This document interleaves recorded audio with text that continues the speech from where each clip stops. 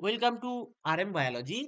Science পার্টের পরবর্তী উচ্চ মাধ্যমিকের পরীক্ষা কিন্তু গণিত বা ম্যাথামেটিক্স বা ম্যাথ। আজকে তোমাদের কেমিস্ট্রি পরীক্ষা ছিল। কেমিস্ট্রির জন্য আমি তোমাদের যে টপিকগুলো বলেছিলাম, যে সাজেশন দিয়েছিলাম উত্তর সহ, সেখান থেকে কিন্তু তোমরা প্রশ্ন কমন পেয়েছো। ম্যাথেও ঠিক এরকম প্রশ্ন কমন পেতে হলে এবং ম্যাথের যে প্রশ্নপত্র আমি তোমাদেরকে দেব সেটি কিন্তু বোর্ডের তৈরি প্রশ্ন। তার কারণ যিনি প্রশ্নগুলো সাজিয়েছেন তিনি 5 বছর বোর্ডের কোশ্চেন সেটার প্যানেলে ছিলেন। তাই অবশ্যই করে ভিডিওটি শেষ পর্যন্ত দেখো এবং যারা চ্যানেলে নতুন, চ্যানেলটি সাবস্ক্রাইব করে নাও। পরবর্তী যে পরীক্ষা বায়োলজির জন্য, তার আগে বেশ কিছুদিন তোমরা ছুটি পাবে। প্রত্যেকদিন একটা করে মক টেস্ট পেপার পাবে, উত্তর সহ সাজেশনও পাবে।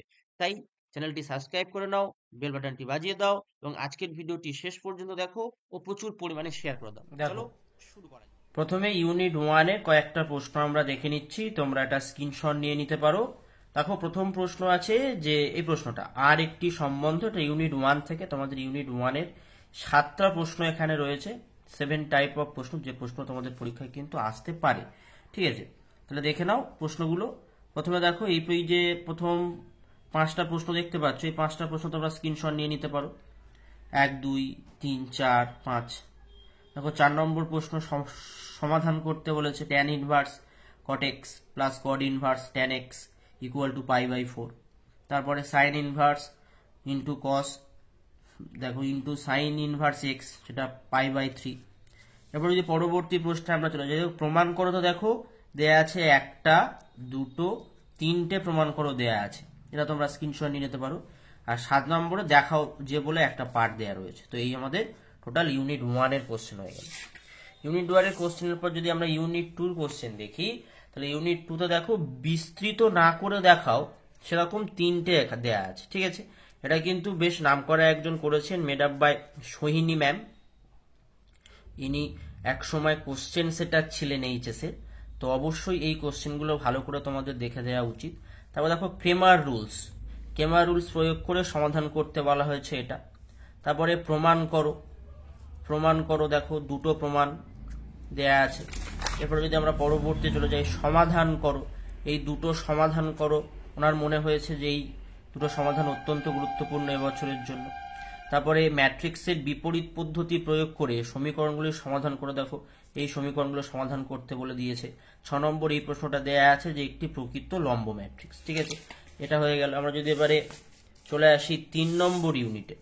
3 নম্বর ইউনিটে দেখো, প্রথমে মান নির্ণয় দিয়েছেন উনি। 1টা 2টো 3টে 4টে মান নির্ণয় দিয়েছেন। তারপরে দেখো 2 নম্বরে দেয়া হয়েছে এটা উপপাদ্যটা যাচাই করতে বলেছে, রোলেসের উপপাদ্য যাচাই করতে হবে। তারপরে 3 নম্বরের প্রশ্ন তোমরা দেখতেই পাচ্ছ, 3, 4, 5। তারপরে সমাকলন করো, দেখো 5খানা সমাকলন দিয়েছে ম্যাম। তোমরা অবশ্যই করে 5টা সমাকলন ভালো করে দেখে যাও।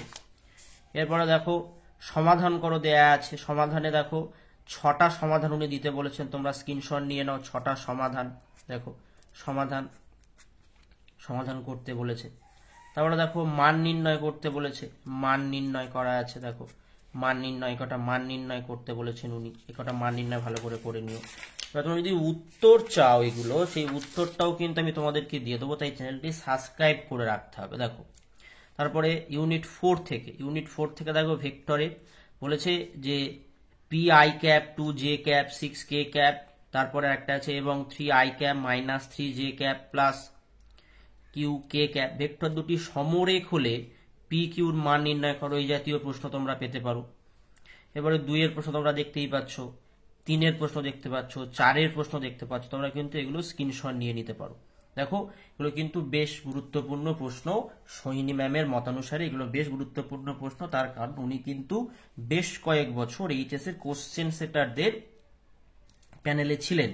ঠিক আছে, তাই অবশ্যই করে কিন্তু এই প্রশ্নগুলো তোমরা দেখে নিও। এখানে দেখো 8টা প্রশ্ন দিয়েছেন ইউনিট 4 থেকে।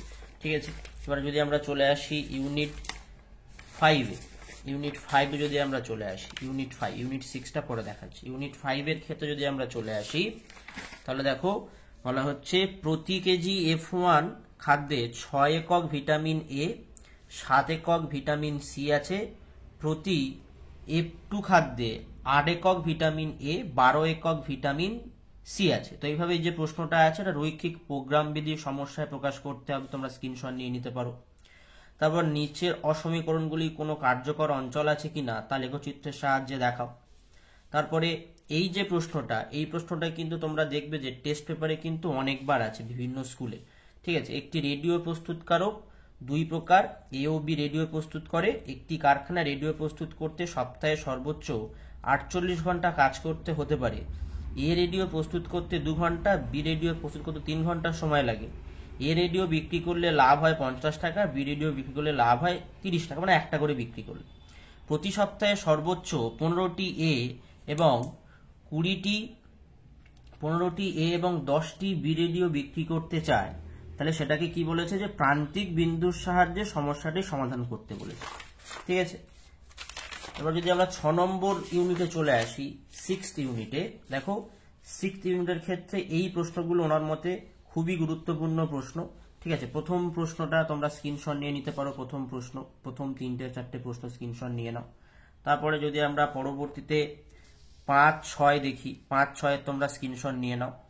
এরপরে 7 নম্বর প্রশ্ন তোমরা স্ক্রিনশট নিয়ে নিতে পারো। ঠিক আছে, তো আজকের ভিডিওটি এই পর্যন্ত।